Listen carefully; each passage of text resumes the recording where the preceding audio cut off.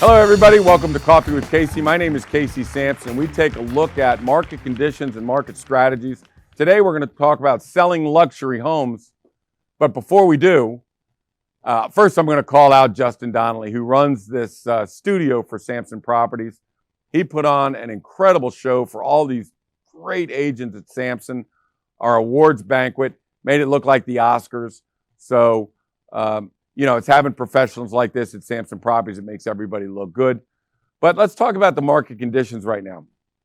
So Gary Keller said, we're definitely in a recession, right? I don't know where he's looking at, but where I'm looking at, it's an incredible market, right?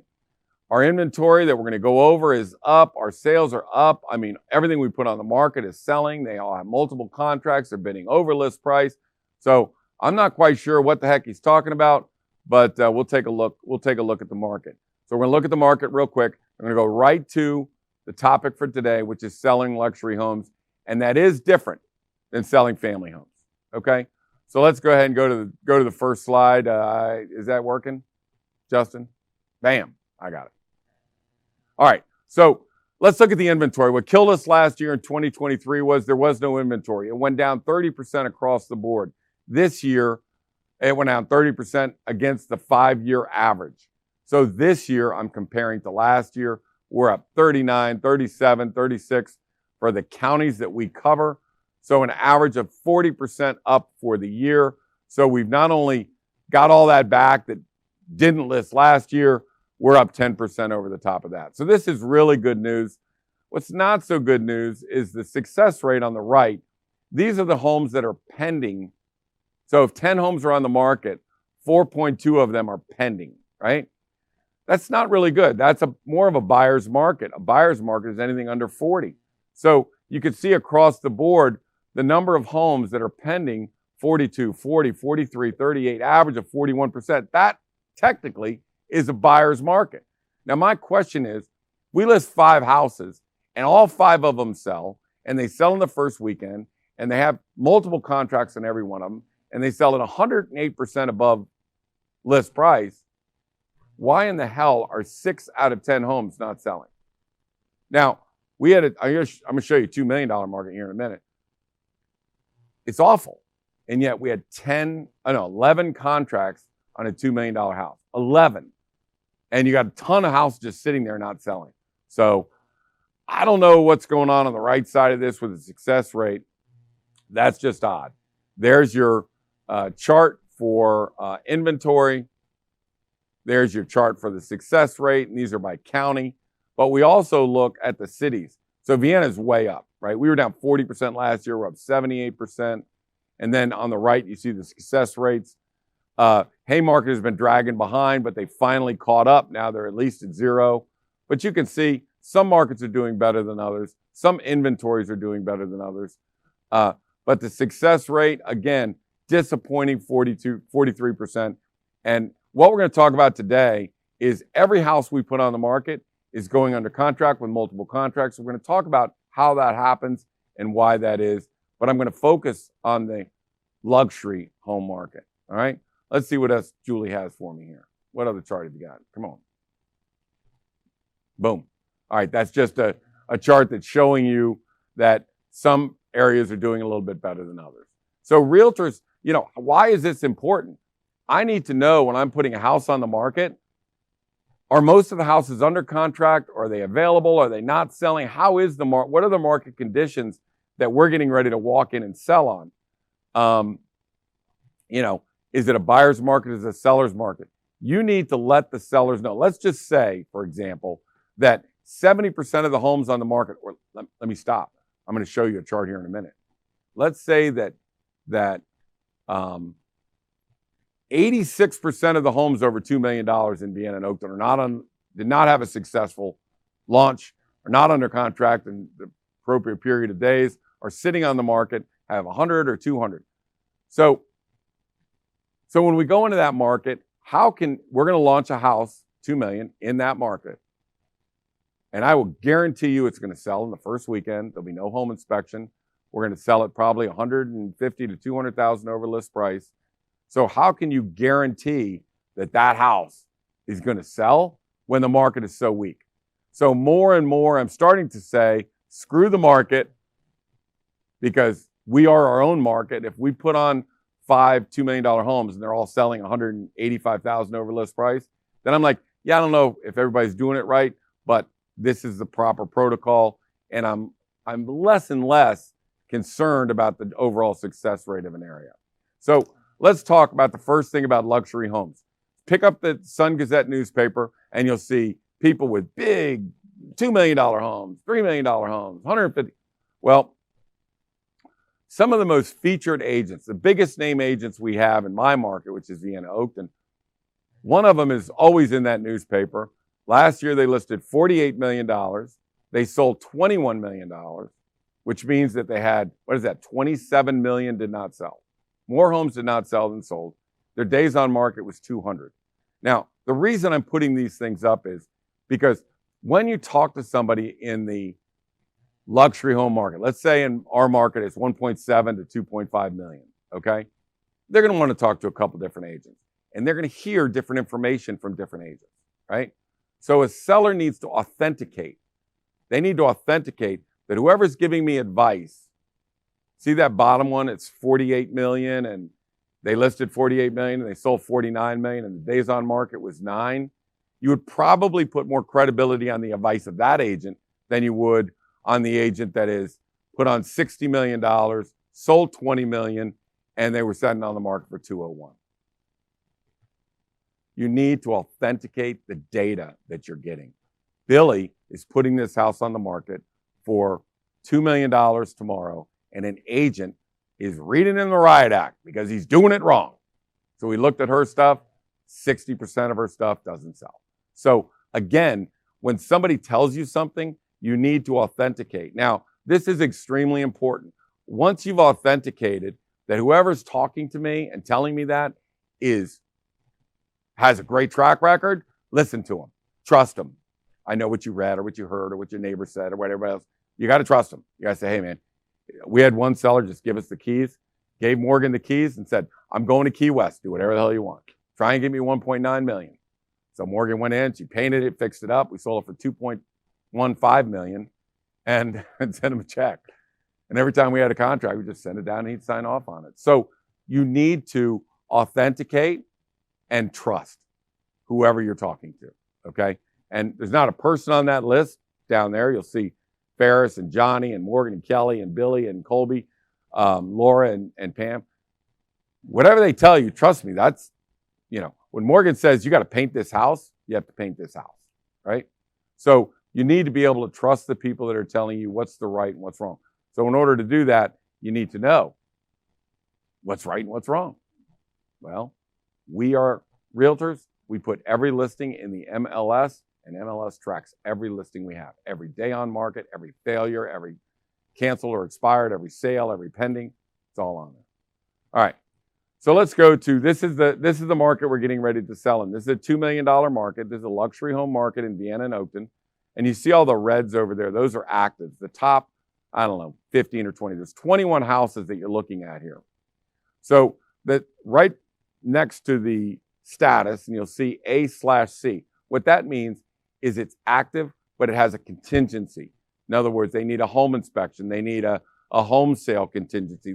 They have some contingency on there that's not letting them say, as long as it has an A on it, you can still show it.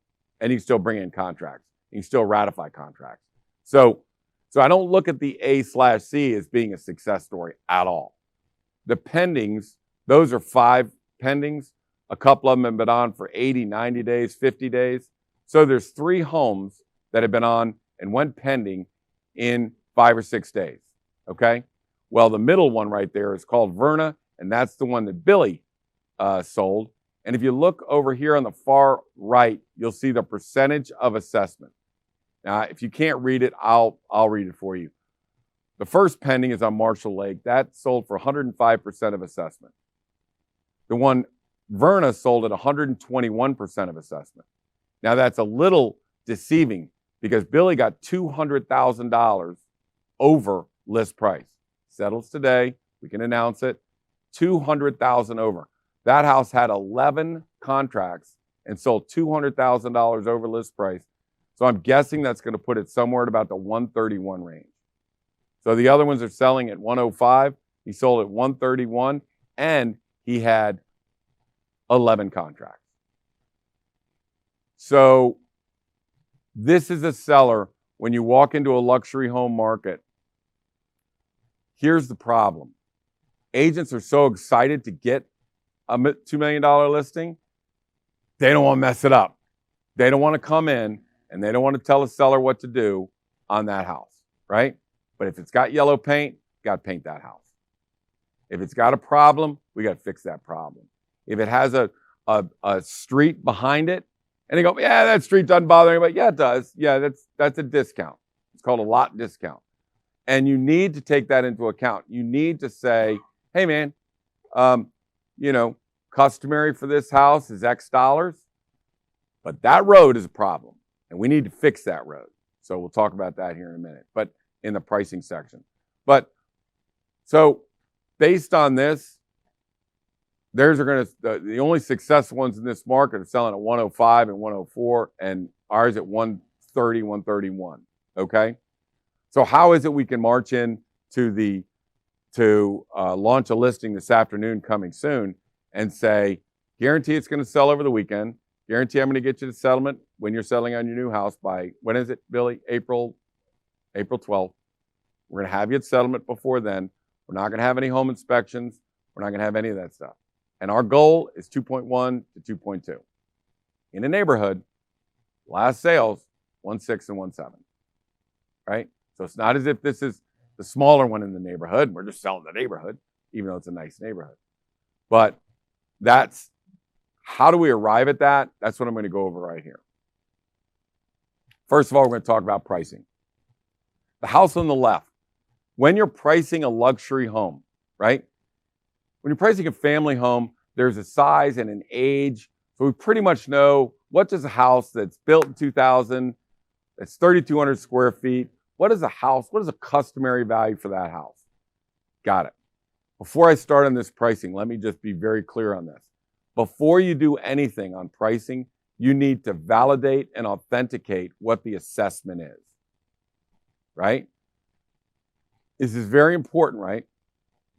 The assessment could be wrong. And if the assessment is wrong, then it could throw everything off on your pricing. So you need to say, house on the left was 5,000 square feet. It was built in 2001. What is the average assessment for a house of that size within a 2-mile radius? Apply that number. Not what the assessor put in. Apply that number to the assessment. Now we know the accurate assessment is the average of what has sold, right? So when you come in, let me give you a perfect example. Morgan and I are launching a house.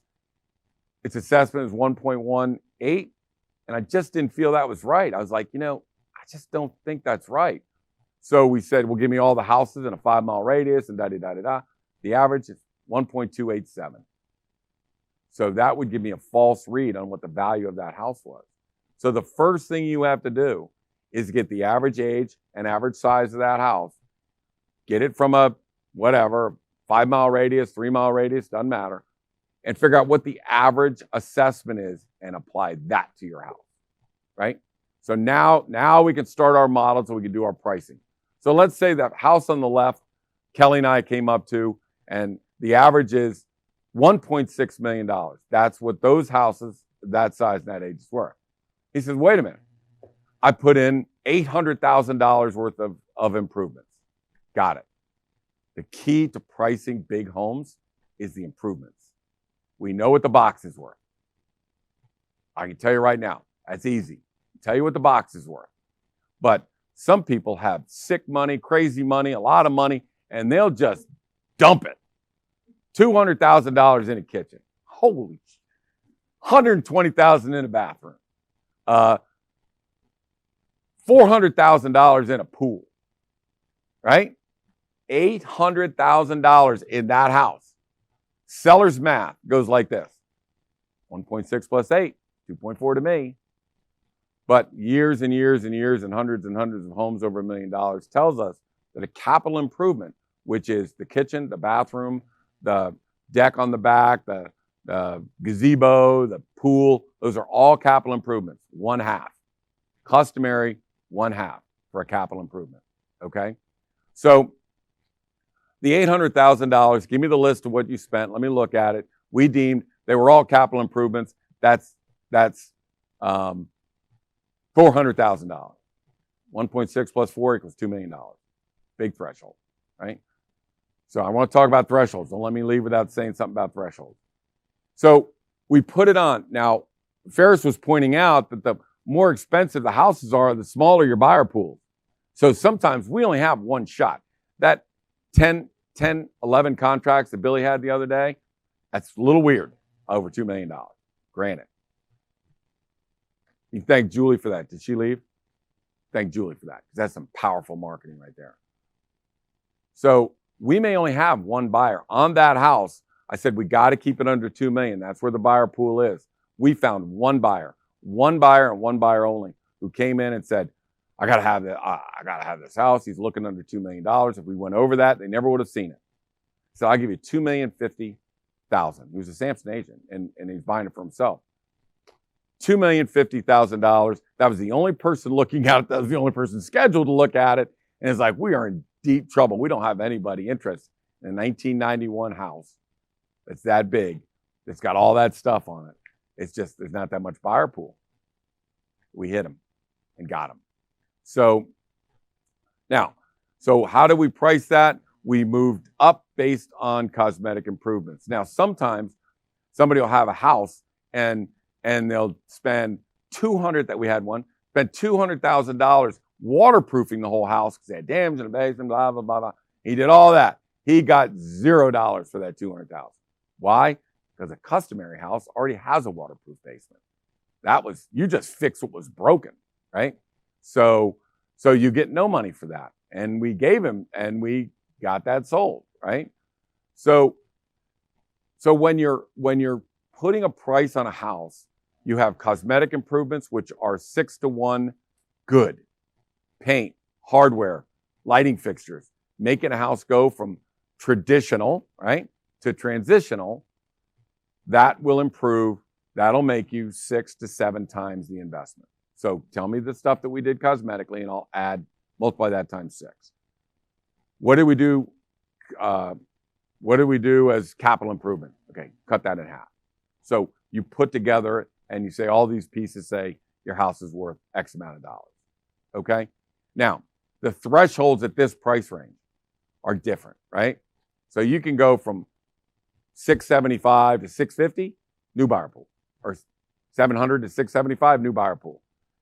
When you get up into a luxury home, which let's call that in some markets 1.3 and other markets 1.7, at that range, your thresholds that you need to stay under are at $50,000. So Morgan just had a house on. We put it on for 1.85. Nobody was coming to see that house. Nobody, right? So we did a predictive analysis and said, hey, man, 185 is not bringing in the people for this house. We dropped it to 1.8. Sellers weren't happy. Sellers said, hey, man, you said it's worth 185 to 19. I was like, yes, I did. But I also said we need to find where the buyer pool is to get there, right? The buyer pool is not at that number. What we're doing a predictive analysis is just find the buyer pool. Remember, our houses this weekend sold at 8% over what we listed them for, right? So that comes out to about $100,000 a house.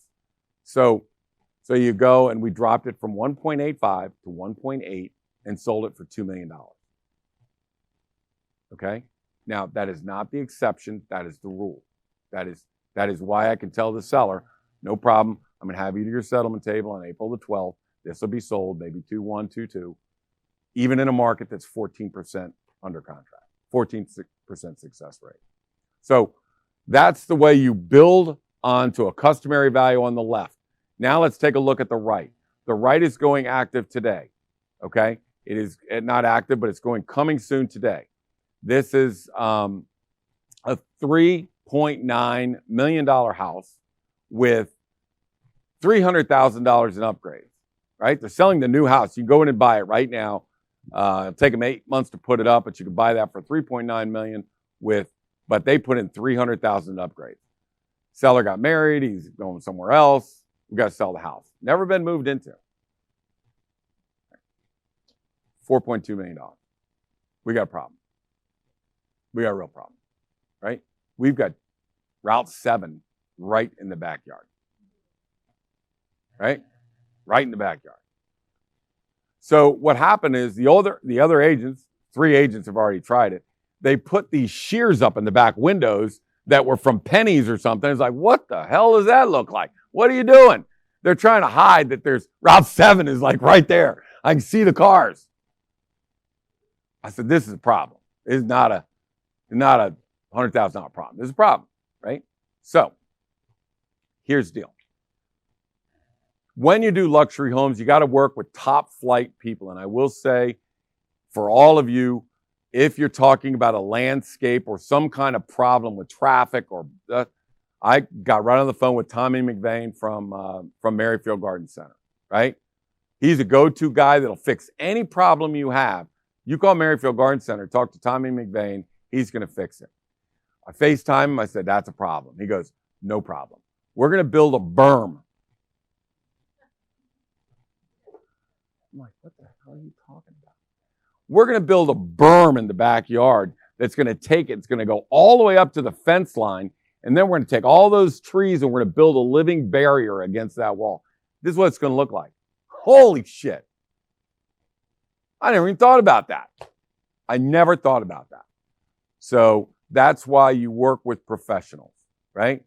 So on that house, I still have it in the backyard. We still have to deal with it.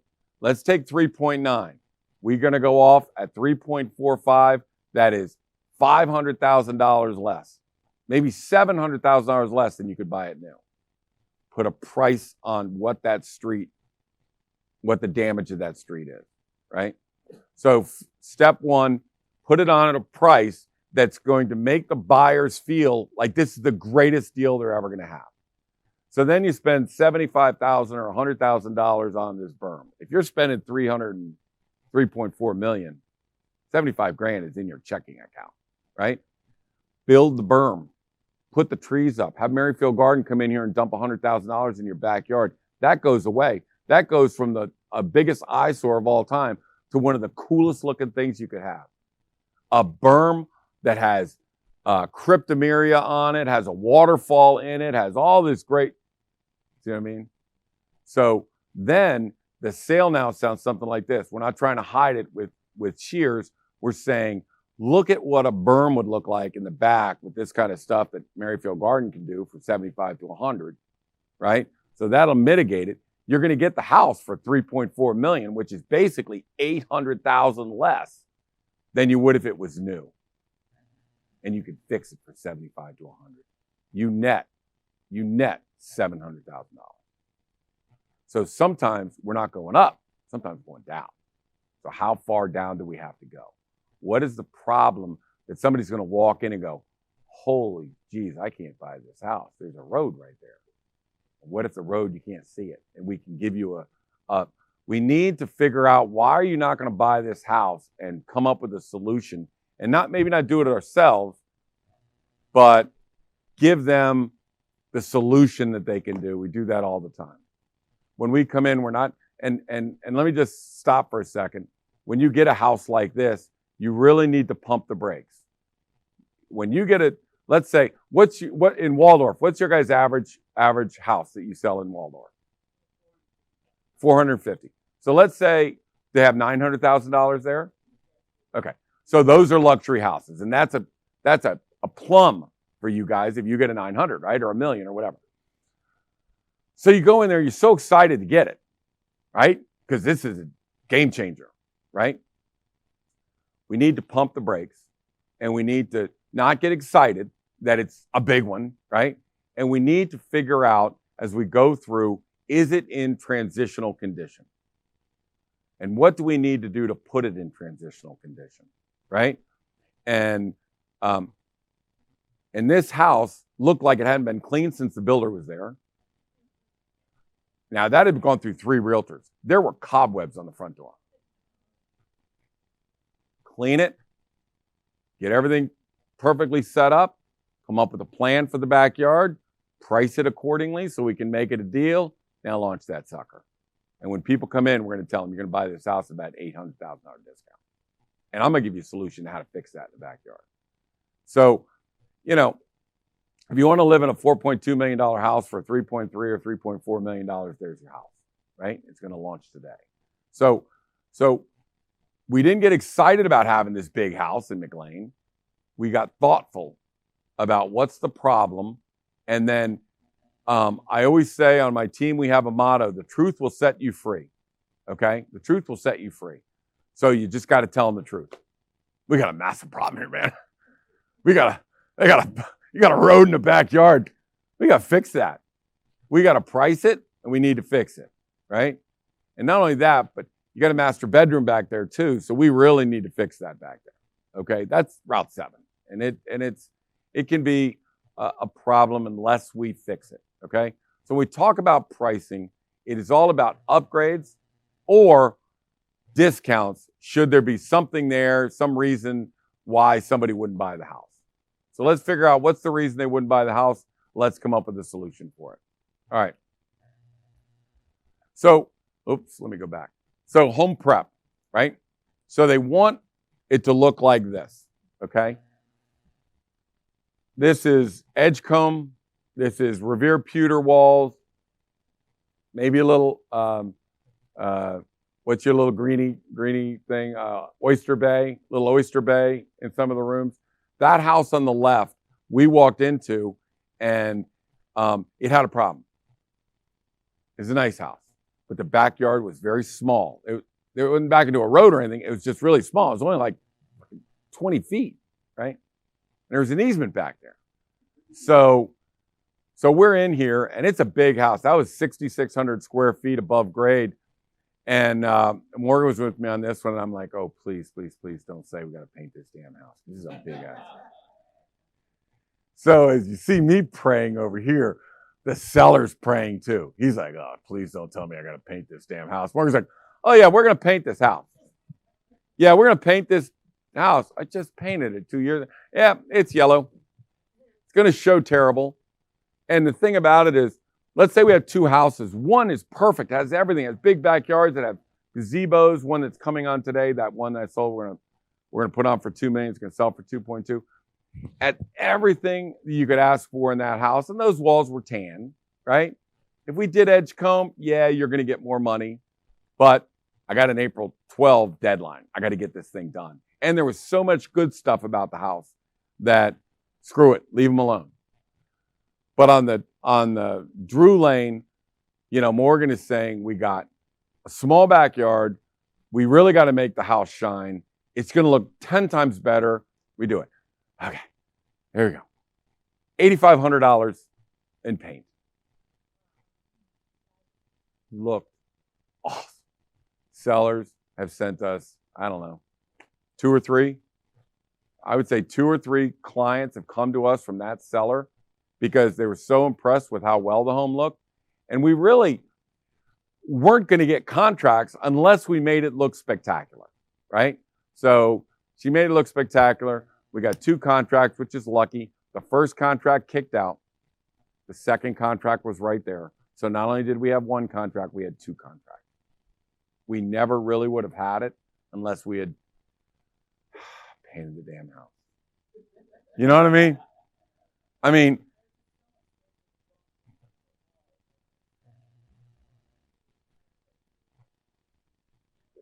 right. And I'll be honest with you. Remember those agents that were left the house on for 200 days and only sold 20 or 30% of the houses? They're my age. They're my age. I don't want to paint that damn thing. I don't got the energy to argue about it all. But sitting next to me is a 30-something. It's got all the energy in the world going, now this is what we're going to do. It's not going to look good. We got to get this done. Sorry. And me and the seller are both going, but had we not done it, right? So I'm saying that I think a lot of times when you have the big agents, I think sometimes they just don't have the energy to fix up a house. They're like, screw it, looks great. It looks fine. Don't worry about it. But these guys don't let you get, they don't let them get away with it. And if it needs it, it needs it.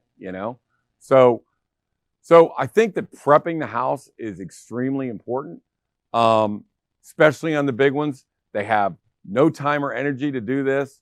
We want to get it done.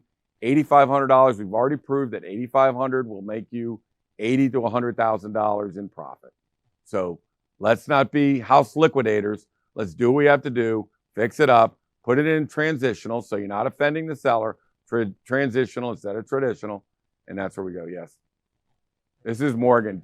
Go ahead. So what I was going to say is with the sellers, half the reason they were so impressed. So it's obviously easier if we just go in and we say we don't have to do anything at all. We don't have to be a project manager. But so we take on this. We all of a sudden have to manage all of our contractors. That was one of the reasons that they were so impressed with us. So that's why they keep sending us business. Being able to show them that we can get people in there, take care of whatever needs to be done is why that they just keep referring people back to us. Right. Yeah. And let me just say how important this is. In last week's show, I don't know if anybody saw it, but last week's show was sellers can't afford to leave $50,000 to $100,000 behind when they sell their house. And what happened was we were going in and talking to a seller. She was going to assisted living. Ashby Ponds had recommended she talk to an agent from Long and Foster. It's like, that's fine. Talk to somebody else. And then I looked at the track record of the agent that was coming in. All the homes sold for between 104 and 109. And they looked awful. None of them had been painted. None of them had been carpeted. It just looked awful. So I was like, wait a minute. If you just, we know that you can go from old to current for 1% cost of that house, right? $7,000 if you're on a $700,000 house.